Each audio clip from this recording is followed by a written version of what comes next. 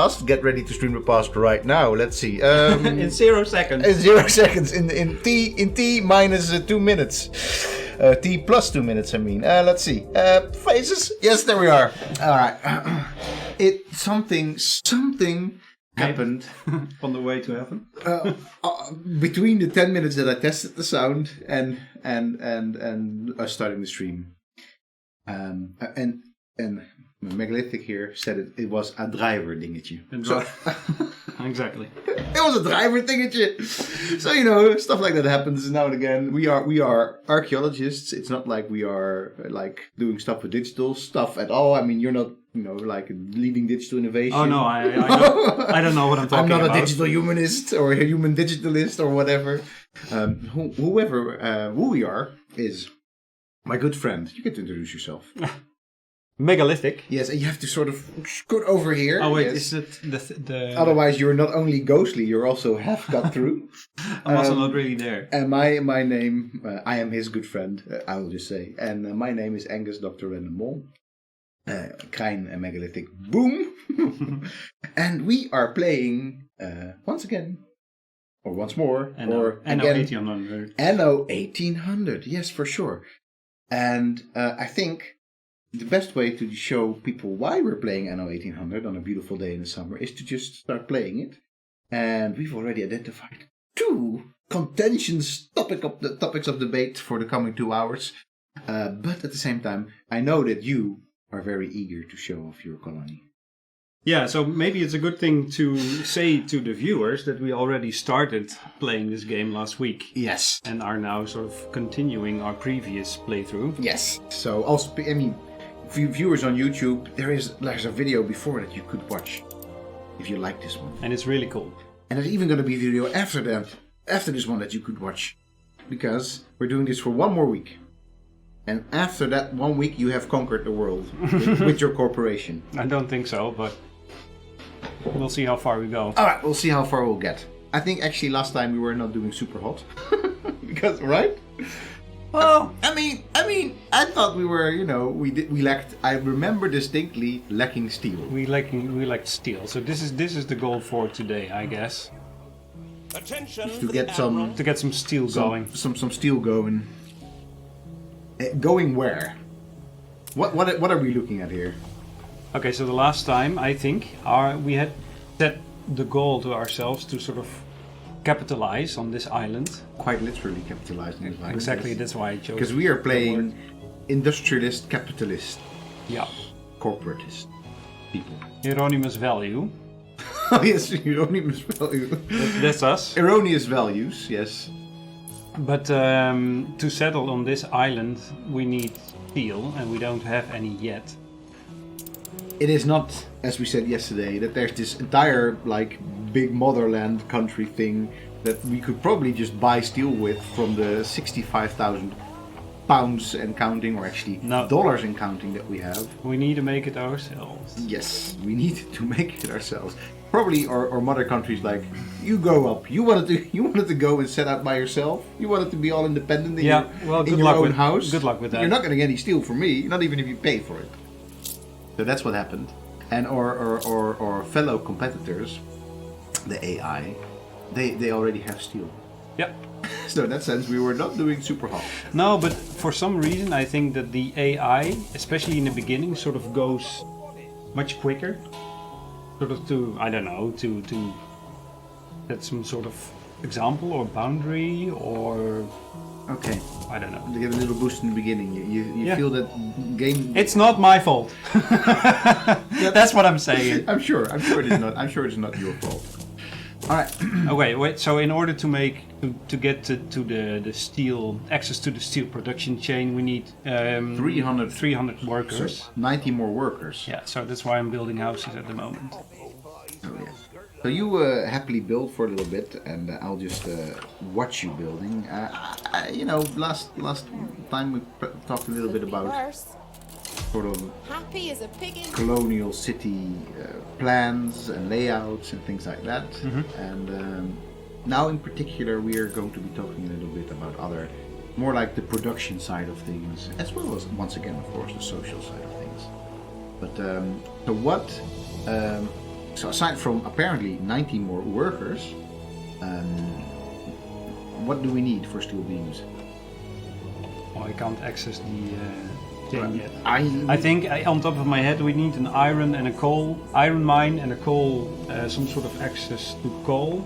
Yeah. I think in the beginning it's a coal kiln or something. So it uses wood Okay. to produce coal. So it's not a coal mine, but it's actually No, coal, later on, charcoal I think kiln. in the later tier you get access to coal mines as well. Okay. But I think charcoal is the first step, and Cool. then you need a furnace and an, I don't know, steel beam factory or something. Okay. Nice. So basically, I mean that's actually more or less in keeping with history.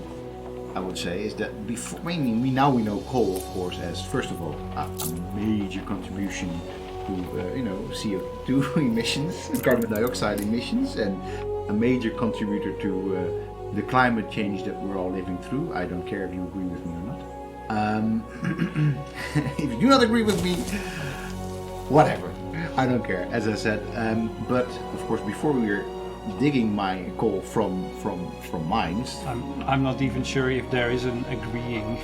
No. It's just happening. it's just happening exactly. It's the same thing as if your partner is leaving you, you don't have to agree with it either. I'm sorry, but It's just gonna happen. It's It's just gonna happen. But basically, before, of course, we were mining coal either in open pit mines or in deeper what do you call it, tunneling mines. There's an official word for this, but I forgot the name for it. We were in fact creating coal or charcoal through simply burning trees. That's You've let no one down everybody but who's yourself. who's created a barbecue. You can even create a barbecue from the bottom up by just actually burning trees and then later making the barbecue out of this. yeah. This is actually what I did last week. You burn trees? No, I have a huge garden now, so we cut down some trees which were dead. Okay, they were already dead. But they were like these big giant trunks. First, of course. And we burned them in the, we have this fire pit in the garden now, and we burn them, and we have this nice huge block of charcoal now, which we are going to use for the barbecue. For barbecue. Exactly. Exactly. And even if you get your barbecue coals from the store, not if they're like these pressed briketten in Dutch, but like briquettes. bricks basically, then you cannot Barbecue see them. bricks. But if you just open up your barbecue bag and you look at it, there's actually all sorts of little bits of woods in there and things like that. That's where charcoal comes Black from. ship nowadays. awaiting instructions. Fortunately, we're not using coal to put on our actual barbecue. That would not be very nice, because that's a lot of soot that comes with that. Anywho. We need, so we basically, I just saw you building some more foresters, which is a very nice euphemistic way, as we established last week, to say people who cut down trees. And Well, actually, no, we had a whole discussion of that a lumberjack now is also a forester. yeah, sorry, that's it. It's a lumberjack hut who is also actually a forester. A sustainable woodcutter. This is a sustainable wood cutting industry, exactly, yes. Sustainable timber industry. They put their little seals of approval, little seals of quality on it. Yeah. And but basically, you need a lot more trees. I need For a the bit charcoal. more. Yeah, not only for the charcoal, but also just to get some more wood to upgrade my residence and So- to get stuff going, basically. So yeah, basically, I think in terms of basic stuff in this game, as far as I could see it, like basic raw materials, trees are super important. Yeah. And another thing that is super important is just like grain, I guess. There are a couple of those things that are super important, but I mean- mainly I think bricks, timber, and steel are very important. Okay. And then later on, at a later level, also grain becomes important because grain provides, mill or flour. But I mean, for your farmers for to upgrade to workers, they need A little carousing in order. Oh, fish it was. Fish. But also bread. There you go. Also some bread. No, they need bread now. Oh, so from workers to become, they need The next tier, They need their they life- need bread. They need their daily bread, They need their daily bread. which I'm going to provide now. Where do we take the stuff with it? Lord Boom, the father, please provide us our daily bread. Exactly. Yes. Okay. Good. Let's put this warehouse over here.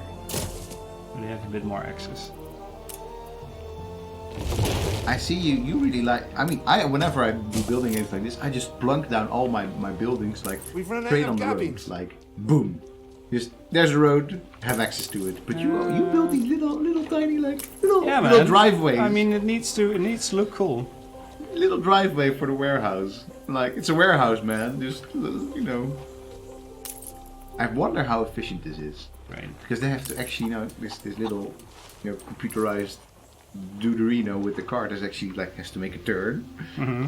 Oh well. Anyway. It is one more step, basically. Yeah, but it also needs to do wayfinding. It's like, oh, where do I need to go now? You see, there's a turn. The turn takes time. But it looks cool. Amen. That's important too. It is important. You know me. I know. Peddlers say there's nowhere to take it. For sure. Krijn is our in-house value designer. You've designed more or less everything that you get to see in what is visual culture or logo. Culture even. Or I mean it's our visual culture. It's our logo or website.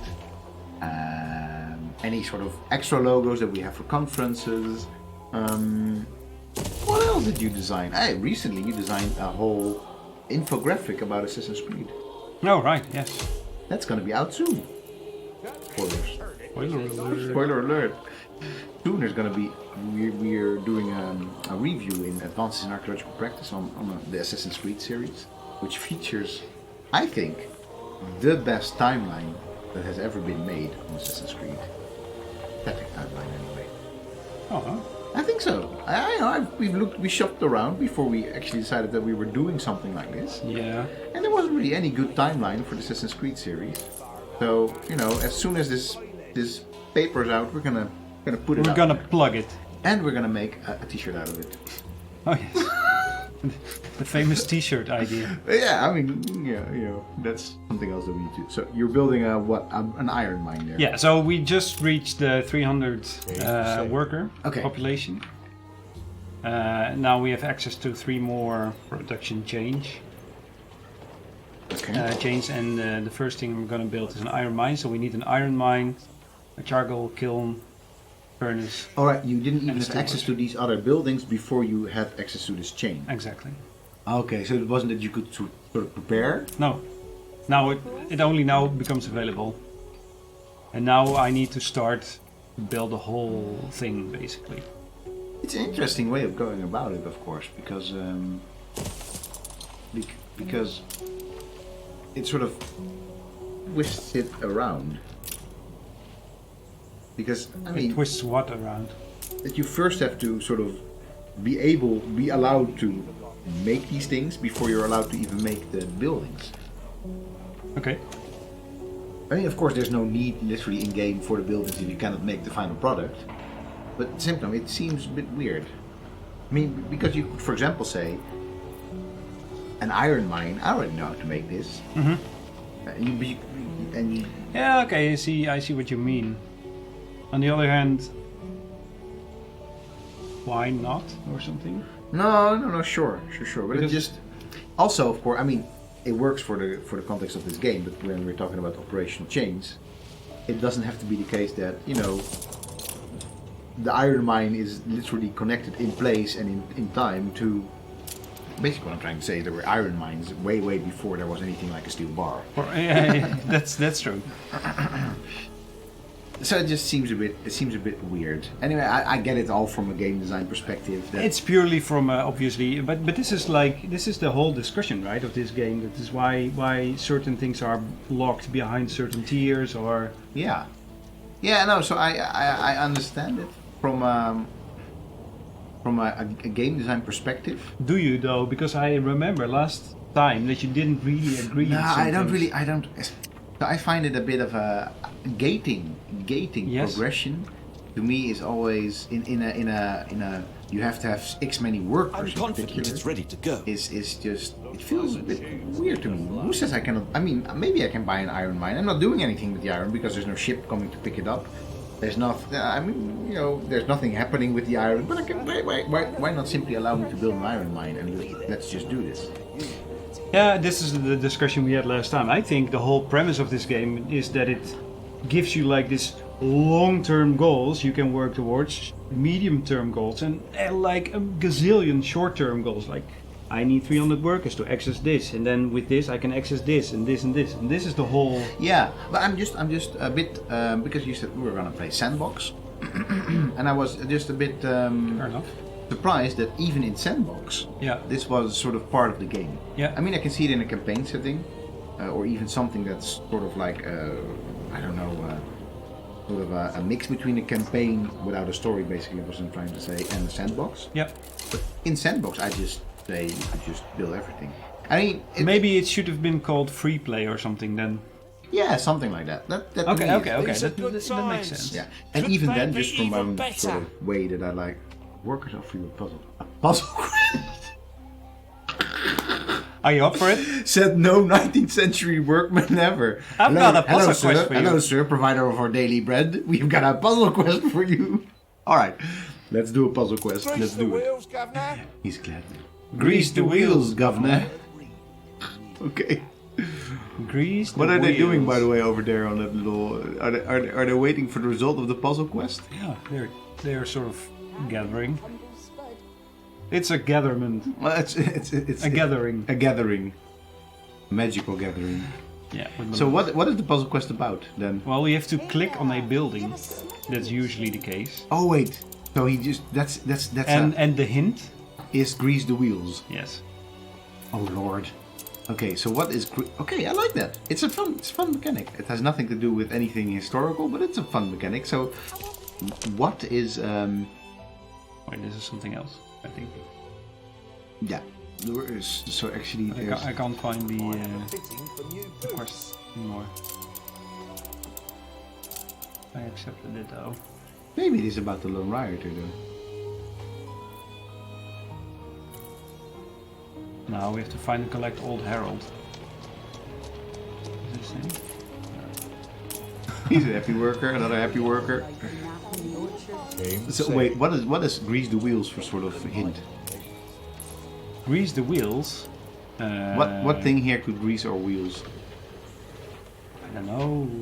Maybe a coal mine or something. How is it greasing our wheels? I don't know. It's the only thing I can think of which involves some sort of. I'm gonna There ain't This enough needs- of us. I'm gonna just find the solution and Look not sharp, tell the you. governor's here. No. I can't even find the quest anymore, so it's not super important, I guess. Very weird. But maybe find a dude that is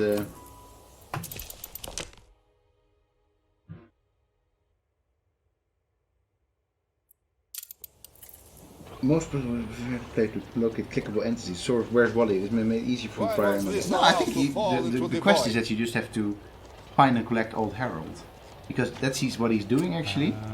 Oh, here. There we go. Oh, a promise Score. kept. I promise kept. But why did what was the problem? Why did we did we just break a strike or something? Yeah, exactly. He was causing trouble because he was protesting, and We don't like we protesters. just collected him and he disappeared. Yeah. What happened? It's a very nice. And now we're gonna steer our newspaper outcomes. yes, okay, we did not collect. This is becoming more and more like the game you mentioned last time. What's it called? Papers, please. No, not Papers, Please. Oh, what do you mean? No, the Dictator. Oh, Tropico. It's Tropico. Yes, for sure. First workers clock. Hey, +5, that's good. Learn to cope better or need us believes living conditions have demonstrably improved in recent times. 50% less. Okay. Wage. That's nice. Factory worker shortfall. Yeah, I've almost solved that Alright, already. so we're not gonna fudge the news. Are we gonna edit it? I think it's fine. It's overall plus. So. I mean, nobody make mention of that one, dude with the protesting. No, sign. but that's not in yet. Okay. Like, they're not really. He's not really missing just yet. No. All right. He was an outcast anyway. He is an outcast anyway. Tropico, exactly. Do you like Tropico, Aris? Aris is, by the way, is here. You know what? Oh. You know what we should do? Because we always do that for you, Krijn. Plays the trumpet. Aris is here. He was already here way earlier. He was berating us for not having sound Every earlier. road Ah. has its As if he was interested in what we have to say. So do you like Tropico, Aris? Answer me. There's a delay. I don't care. You should. He should. Normally he always answers me directly. Yeah. But that's because he's here. You green up the place for sure. Yeah, man.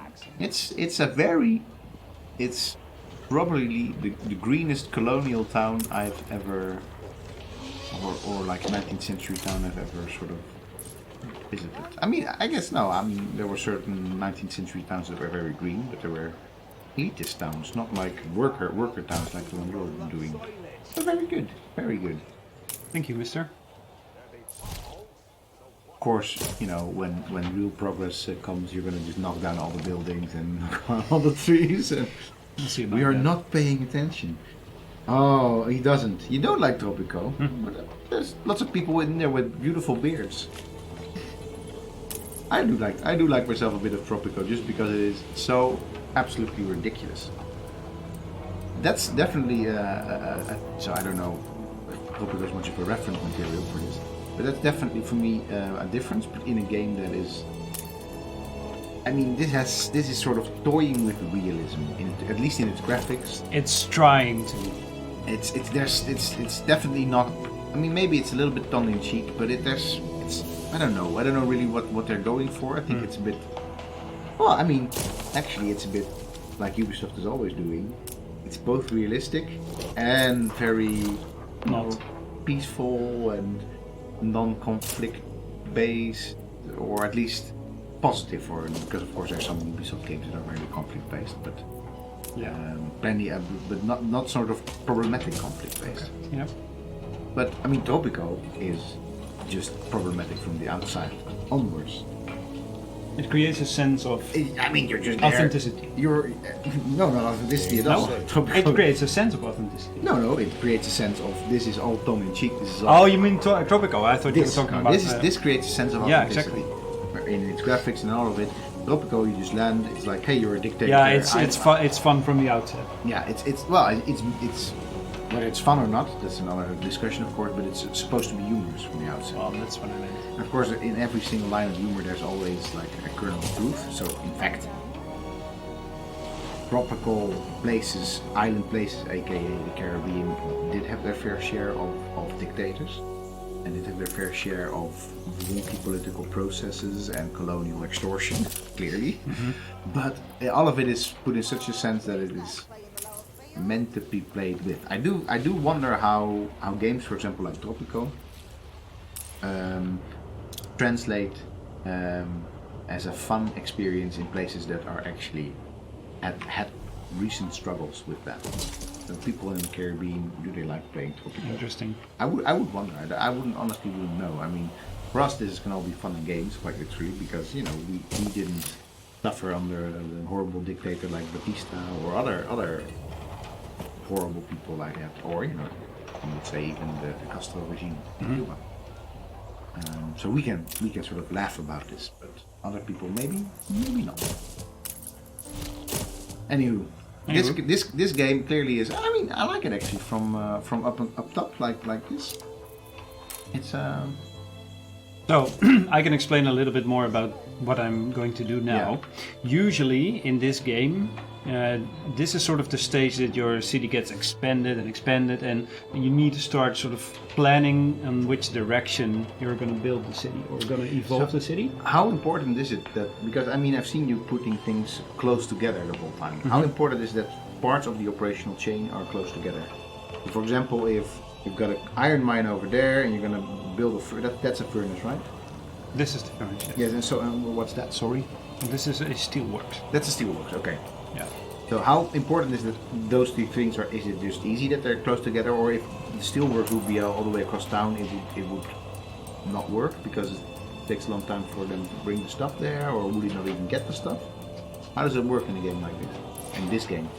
I believe that it is all these buildings. They have some sort of Range. and you can see that this guy is getting his steel, or this guy, rather, is getting his steel directly from this steel factory. Whereas if I would put it over here, for instance, the steel needs to get delivered to the warehouse, and he needs to get his steel from another warehouse, and it just takes more time. Yeah. It doesn't really matter as such, though. It just takes a little bit more time to get the production Right, chain but I going, mean- so it's more efficient in a way. Yeah, exactly. It is Yeah. more efficient in Yeah. a way. Yeah. This is, of course, one of those things. I mean, I'm definitely. And another thing is that all these buildings, I believe, are also polluting the land. So it is better to have one sort of the land in pollution, Sure. and then your whole Basically, the Countryside, the type of pollution that games like this always go for is actually like visual pollution, like horizon pollution, and also probably a little bit of like literal pollution on the soil and things like that. But it's really like, this doesn't look nice. We don't want to live here. It's not like we're actually polluting the air. It's like it doesn't look nice. We don't it doesn't say we have pollution here. Yeah. It just says pollution from heavy factories. Yeah. Oh wait, so this is actually a global thing. Yeah, this is our city attractiveness. Okay, but that means that it is global that there is in fact pollution like that. Yeah. But the more close they are to it, the more horrible they. Well, the find more it. there is on this island, it's island specific. Okay, it's island. Or city Have you- specific. Have you built a firefighter station? Nope. We should. Why? Oh, we have one. Oh, here. Yes. Well, one of the things that's always happening, usually, is that fires break out. They didn't yet. They haven't yet, but I'm sure they will. But we're prepared. You see all these green streets, so everything is accessible by the firefighters. Also the furnace and steelworks. Actually, that's a good point. Nope. And they get got by fire very frequently. Say, So who made that? Yes. Ares, he's such a pro. Yeah. And he probably just created a lot of fires in his days. Like, when I set fire to the steel factory near my childhood town. But okay, I was saying that we're gonna sort of evolve the city in a certain direction, and I know now that there are going to be like big buildings coming up, Okay. such as a museum and a zoo, which will easily, I don't know, fill sort of this whole gap over here. Okay. Right, so you have a museum and then you have all these different attractions that you can build. And ideally, you So want wait- that in the center of your city, because Yeah. there's a certain sphere of influence they have over your buildings. Yeah, of course. So you want the biggest buildings in the city center, Yeah, so close to. your residents, so all the residents in a circle around it I thought are you'll influenced never by it have and generate money and plurality of income. taste. Interestingly, we sort of have an outset of this island which sort of diagonally goes in this way. This game being very square, or how do you say it's square based? Sure. What do you mean? The grid is not allowing for a nice directional line going over there. Oh, sure. So from a design perspective, this is all This is all wrong. it's all wrong. I wonder if they thought like that as well when they were making Colonial Times. Like, this valley is way. This valley sucks. It sucks from a design perspective. This valley sucks. I don't care that there's beautiful trees and fish aplenty. It just sucks. It's not aligned properly. If we put out a church here, it's not gonna look nice. Oh, maybe they did think of that. It's a city made of wood. Yeah. So at the moment, how many people do we have? We have 410 farmers and 468 workers. Yeah, and you can see here we have a little surplus of worker or Farmer farmer workers. workforce, and we have a deficit in. So we need to make sure some people, Yeah, we need get the goods to become workers. We need to upgrade some houses, basically. Yes. And now we have new buildings unlocked. Well, Hey man, you can colonize the other island. You've got 11 steel Yeah. beams. oh, that was fast. Yeah. Let's go for a charge. I don't know. This stuff is meant for civilization. All these. Awaiting instructions. Okay, what do we need? Did we need again? 10, right? Or 9, I forgot. But something like that. Just plunk a whole lot in there. I think we need 10. I think they're gonna probably have already settled somewhere. No, they haven't yet. Okay. But there's actually have settled over there. No, it's just a ship. Oh, is that a ship? And, yeah. Okay. And those are also pirate ships. So not technically a player, which Not- an NPC which also settles island. So Ares asks, would you say that the strict grid system in the game is particularly American, not allowing for any other type of cities to work? I mean, no. I wouldn't say so. I mean, it's colonial in its outset. We discussed this already a little bit last week. I would say it's colonial in its way of thinking about it, but I mean, and that of course has its current best known sort of implications in the American grid system, where you've got like First Street, Second Street, Third Street, etc. But I mean, look at any zona colonial in any colonial zone in any Latin American country, you will find another strict grid system. But then we already said as well that, of course, the grid system may have been there, but that doesn't mean that people didn't build outside of the grid system. Always, almost always anyway. Ready? I'm ready. So now we own another piece of land. Yep. And It's as simple as that. can they actually still plunk down their own trading post here? No. But this is now ours. Yep. What they can do, however, is buy shares of this island. Wait, wait. What's this rabbit hole? They can buy. They can basically not settle here anymore. You own it now, but they can buy you out. Yeah. Oh, but you can only. You cannot be. There cannot be an aggressive takeover. Well, they can aggressively take over by shooting this thing down. No. Okay, sure, but I mean, you cannot literally. They have an aggressive buyout. You have to offer them to sell. No. They can buy without you agreeing, and then you need to buy it back. So you need to stay vigilant the whole time. It doesn't happen in the beginning of the game, but like halfway through, they start buying shares, and you need to make sure that you have money to buy it back again. Right, because they're gonna buy it, and then they're gonna, of And course, before you know it, the value is gonna increase. Oh, by the way, did Ares see that we've called it the Emir? Flagship at your service. I'm gonna find out Anno 1800 how it work with settlement types, because why is it called a curious settlement? Curious.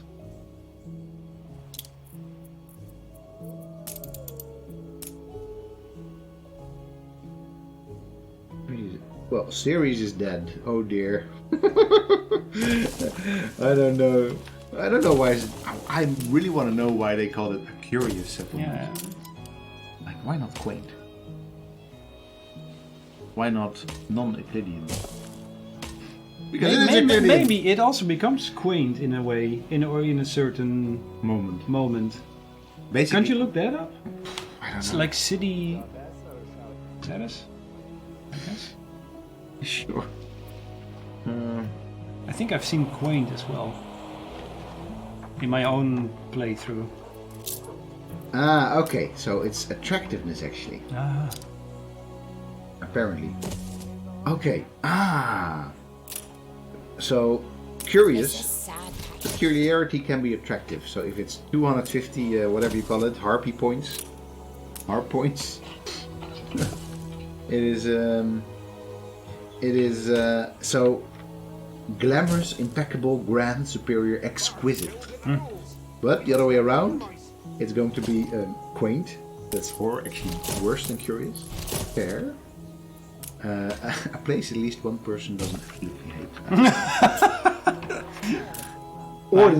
Ordinary as in a bachelor with a fine personality, sure. Dreary, if only anyone with any damned dreary, with any damned taste worked for the local council. Funereal, a bleak panorama drained of all optimism and color. Foul, a town as khaki as a well-used dog bath. Oh, that's good humor. Revolting, a staring the sneeze in a handkerchief kind of place. Hideous, an unsightly blot on the landscape as you are ever likely to see. Well, stay out of that territory, my friend, because then I know that your designer skills have gone down the drain. Yeah, we're not going. We're aiming for exquisite here. Obviously. Exquisite town design. Obviously. Exquisite. Oh, I like that. There's even a little cul-de-sac there. Look at that. We made a cul-de-sac. Oh, that's so nice. Oh, suppose that you're living... Well, it's not really a cul-de-sac because they were already connected to a house over there. Yeah, that's true in a way. You could... There's no need for the cul-de-sac. Just... Okay, it looks nice though. It looks very nice. I have to say. It looks very... sorry. It looks very... I'm going to give it a rating. Enticing. That's better than beguiling, by the way. And slightly worse than delightful.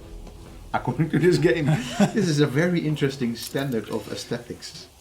And they do this with everything. They always have this sort of these levels you can reach and can go for. It seems to me that they made this game for you. Because this is something that I know. Maybe because I really like it. Yeah, you really you always like to engage with things in that sort of the next step, the next thing, the next, and especially if that's throughout the game, I can see that for sure. So how should we call our new island? Maybe we can make a vote in the a vote. I don't think Twitch vote. Oh, yeah, Twitch vote. Let's see. I don't think that's going to be very... Well, I mean, we can have a vote. Alright. 30 seconds from now to give your suggestions for island names. I'm not saying we're going to take you up on a suggestion, but... Alright. We need more farm. So... Okay, so let's... So you've plunked down some farmer resident... Oh, yeah, this is much more spaced, this. Well... I mean, not what good right now, the way you're starting it, I mean. Ah, right. Alright. Any good names for our current town? It's No, now not for called not for the town. for the island. It's called. I mean, it's called. That's the It's called Les Amis right now, but that's not a good name. Otherwise, we're gonna call it. You know what we're gonna be calling it? Island Island face. No, Island face. There's always like No. Bodie McBoat face, Trainy McTrain face. That's always the same. we're gonna call it.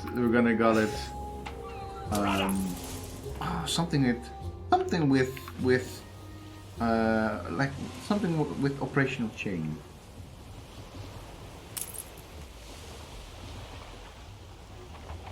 Okay. Or Le Roi Gourand. Okay. How do I spell it? Le Roi. Leroy. No. Leroy Gourand. Yeah, sure. Leroy Gourand. Let's call it like that. Le Roi and then Gour H. Or G. H. Actually. Oh, come here. You come here. Le Roi Gourand Nistan. Oh wait, that doesn't work. We're just gonna keep it like that. Le Roi Gourand. I like it. It's not actually well. It just we change it. It's like no. Oh, maybe it can't do it. Why not? Well, I call it Leroy's. That's fine too. It was this, right? Yeah. Like this. And Well, oh, maybe you can't. change it anymore. It's that said, I'm wanting to be Les Amis. That's strange, though. I don't know. But what I'm trying to do is make a little hook here to something that we wanted to discuss as well. Is the idea of operational chains. We've already shown it a couple of times. So in order to for us to get here, we needed to fulfill an operational chain. We needed to get ourselves some. Forget about it. It's called Les Amis. It's called Les Amis. Okay. We needed to create an operational chain around the steel beam Workforce shortage. right? And that required us to... Can we maybe pause a little bit and Flagship still... We awaiting cannot instructions. scroll while pausing, right? No. That's annoying in this game. What I want... anyway, okay. But that required us to... what was it? Can we go to all the different buildings that we required for steel to happen? Yep. Or actually, what's the next operational change that we're going for? Is that so? I think so, yes. That's an easy one, I guess. A very, very on the nose one, because you need pigs, and then out of their fat you will create soap, I guess. But the point is here, of course, that there's this general narrative about this century, the 19th century, and industrialization and all, that something that we were already, I'm not saying that we all agree with this, but something that we were already doing ever since Neolithic times is specialization. Specialization, of course, some people in Neolithic times, the Neolithic revolution, some people were farmers, but that created a surplus that allowed other people, or these people some of their time, to be something else than people that provided for food. And we see sort of the next step in this increasing specialization, at least that's the historical narrative, in the industrial era, in which, it's not so much about, one sheep farm creating wool that's then going to go to a spinster that's then, creating, sweaters. It is in fact about the coming together of a lot of different types of specialized labor and a grand scale that is extrapolated into ever more complex products through ever more complex operational chains. So that's a very easy operational chain that you're looking at right now. It's just the planting down trees. But can you have, what's the most complex operational chain we have in our little menu bar at the bottom right now? Well, it becomes more. Yeah, but especially when there's more other types of gears. Exactly. I think maybe cannon is probably quite.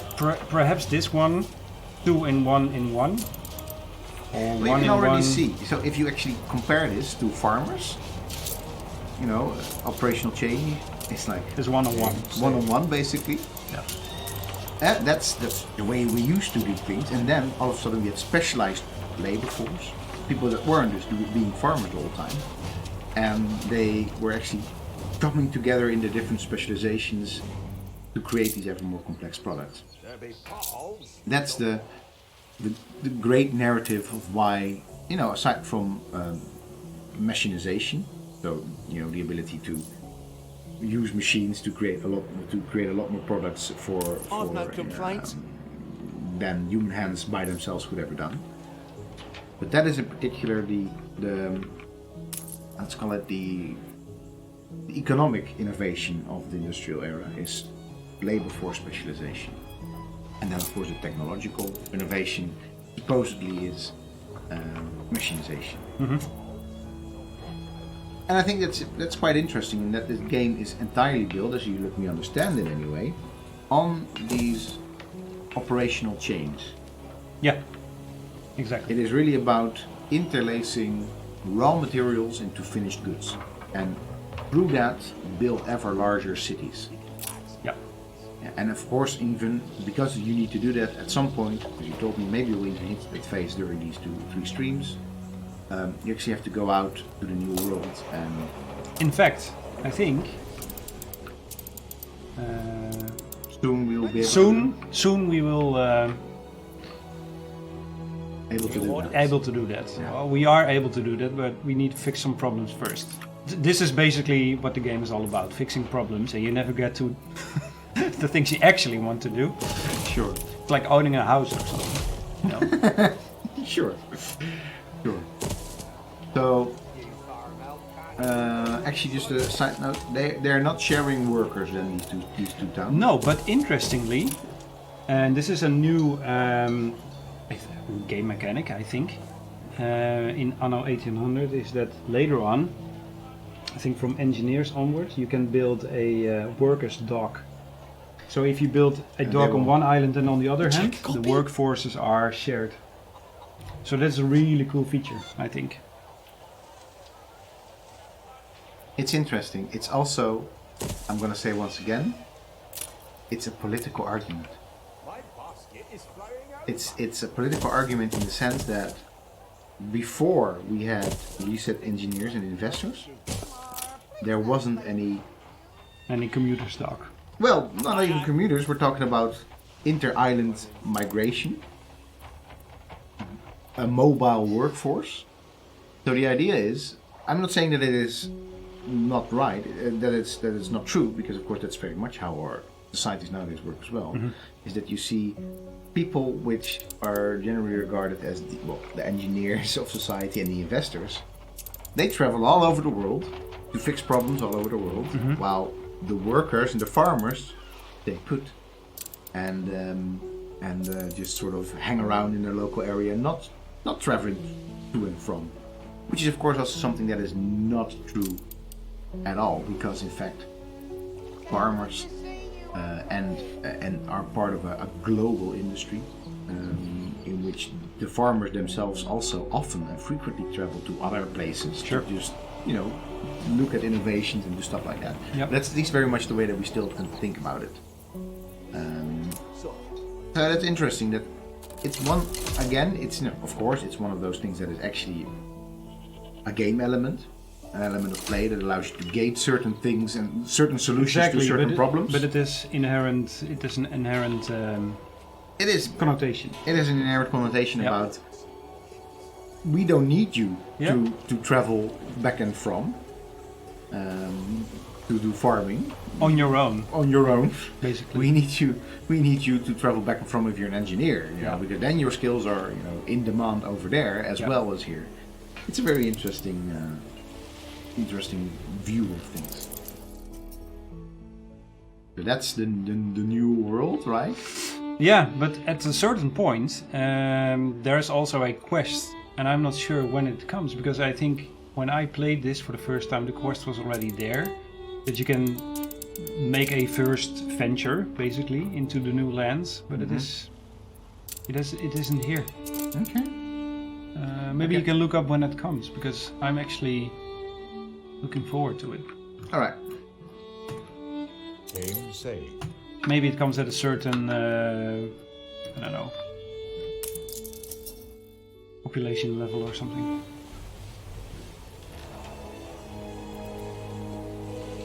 After completing a discovery expedition, which is available as soon as first artisans leave your city. What's first? What? Artisans. Oh, you need artisans first. Because of course, before you have artisans, there's nothing quite. You're not gonna explore stuff. Farmers and workers. So explore. That's gonna be our next challenge then. Get farmers. Get the artisans. Get artisans, and we need sausages, and we need a school. To get artisans? Yeah. We need the sausages and the school. And we're gonna start with the school because of course these. I'm not gonna start with school basically, but because we need 36 more residents, and we need. We can easily make this because we already have a pig farm or two actually. Oh yes, and quite a few actually. Or no, that's two. There are two, and they have 5 of these big pens. Ranging areas. Big pens. Yeah. Big pens. But they can also be shared for the slaughterhouse. So we're gonna build this. This is a nice, cozy place. This is the part of your colony that everybody's like, yay! Yay! Put some trees in there for the poor pigs. Yeah. It's kind of not nice to have a slaughterhouse next to the pigs. They're gonna see their little friends walking in there, and they're gonna be like, what? Why is he never coming out? It's all. It's not. It's actually across the street. You are supposed to be a vegetarian or a flexitarian. I am, but But and you're just doing that to these poor pigs. I'll build it here. You will have Animal Farm on your hands, my friend, if you do this.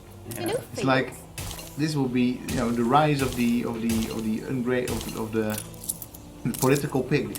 Actually, maybe Ubisoft also had already had complaints about this. Why? I don't know. Vegetarians playing this game. I mean, there are a lot of games that are sort of animal free, right? Sure. And where deliberately you cannot so. where you cannot actively harm animals. Yeah. No, for sure. But I'm gonna say that. Well, I mean, there's this general, I think, argument to make about games having to do that are about the past. There you go. Some more trees. Some more trees, so nobody can.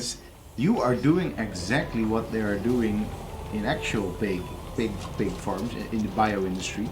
They're just shielding it from view, what the stuff that they're doing. But I'm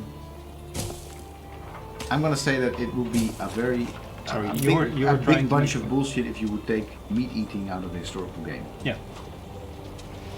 You know, or in fact, I don't want to, I'm not saying that everybody in the past was a horrible animal abuser, but animal rights are kind of a thing of the recent past. And they were not very much into animal rights in the 19th century. In fact, in large stretches of the 20th century, Maybe they were not really very much into maybe because they were more dependent on it? Is that a thing? You think so? Well, of course, there's whenever something that we now find ethically gross, just call it like that, Yeah. is going on. Of course, there's always dependency. If you cannot do without it, then it's unfortunately, I think from an ethical point of view, but it still has to happen. And New orders? in terms of meat eating, not being dependent on it, no, I would not say so. No, I don't think so either. In fact, to be very realistic, of course, people were not eating much meat at all in the 19th century. It was a places like this, it was a super luxury good. Yeah. The way that you create artisans, because artisans you give access to bloody sausages. So anyway, it's an interesting question. But clearly, we should have meat eating in our historical games. And but of course, it's also different. I mean, lots of games where you will take out the ability to be nasty to animals is a game where you are playing one character yourself. In these top-down games like this, stuff like that is, often still there because it's so far out, so abstracted, that is really not part of it. Of course, we do draw the line already somewhere, like we talked about yesterday. There's no slaves in here. Yeah. Which of course would have been a hallmark still of, large parts of not, we have to grant, not British colonial society in the 19th century. For a large part of it was try to go for abolition, so for emancipation, abolition of slavery. But other parts of the world, and still today, are very much relying on slave labor. Which is not in game, but we talked about it last week already. Yeah. To maybe pick back up on the idea of operational chains, we've now sort of. It's interesting because there's this clear, there's this operational chain thing in here, but at the same time, there's also what in this game what I would like to think more of as a chaîne au trottoir in here as well, which is not so much about. This person makes this person makes that, this person makes this, but it's really about the life history of an object and how that object will also end up creating or impacting the life histories of people, so social history. And that's of course really what this game is also showing a little bit, or toying with at least, is the fact that we have this interlocking of social chains, the tiers, to create workers from farmers. You have to have certain types of goods. To create artisans from workers, you have to have certain types of goods, like bloody sausages. Yeah. And also schools, which is another public good. That's a service. To expand your thing, you need. To get more people into your empire, or whatever you should be calling this corporation, you need steel that needs to be built by people. And at the same time, of course, in order to even get these things, you need certain classes of people, certain tiers of people. You cannot build You cannot build a steel mill until you have actually reached the gate of so many workers. This critical threshold of workers that will then allow you to do that. But that I think it also makes the larger point maybe inadvertently. I don't know how much they were thinking about this, but from a game design point of view, they're making the larger point that technology just does not stand on its own. Technological advancements do not come by the simple, brain of one inventor that is smart enough and whatever. It also has a Means a certain lot to that. social dynamic, a certain social drive that in certain types of society, certain technologies will become part of operational change. Of course, that's why I wanted our city to be called Leroy Gourhan. I always have to think about Leroy Gourhan, like Leroy. Leroy Jenkins. But Leroy Gourhan, which was a French anthropologist in the 20th century, who did a lot of work, particularly on this area, on the intersection of technology and society, where we have technology on the one hand, the things that people use to do things with, the material sort of state of humanity, which intersected with the societal state of humanity. And one of the things that is the outcome of that is the idea of chaîne au comptoir, which is interesting. I mean, operational change is what is used in this game. What was the exact wording of it? There's no exact word. Chain. I think it's called chain. It's a chain, but it doesn't.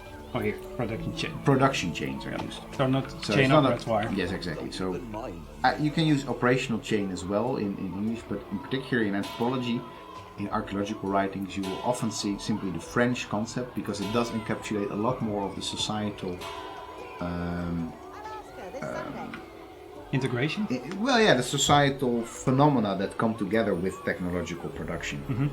And in particular, of course, in archaeology, chaîne operatoire studies are very much focused on often single artifacts, and as in sort of not necessarily single artifacts, but artifact classes and how they are made. And in particular, if you do the chaîne operatoire study of a single artifact, you're going to look at every single life phase of an artifact, of a person, and how it sort of has a life from what we would consider raw materials, but other non-Western people don't even consider raw materials. And the agency of objects, le circuit des objets. Yes, for sure.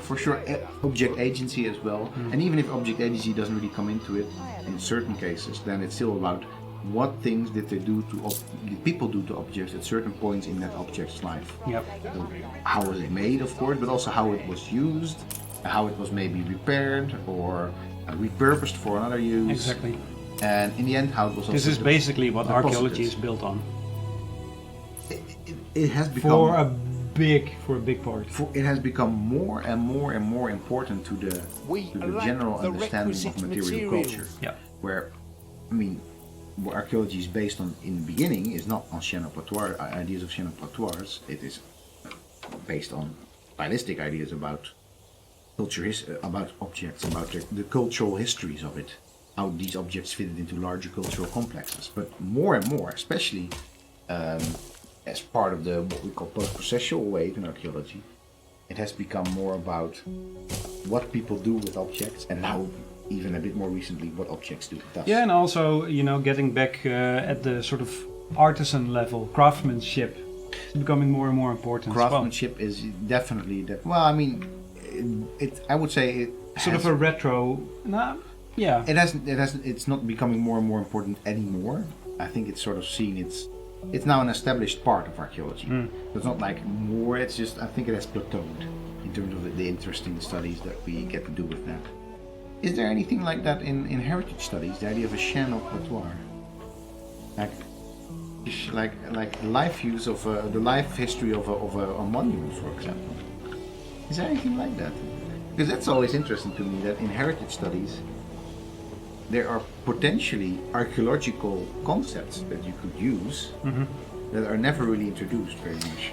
I think if you call it like this, I think they are included in maybe a value-based approach. Yeah, exactly, but never really.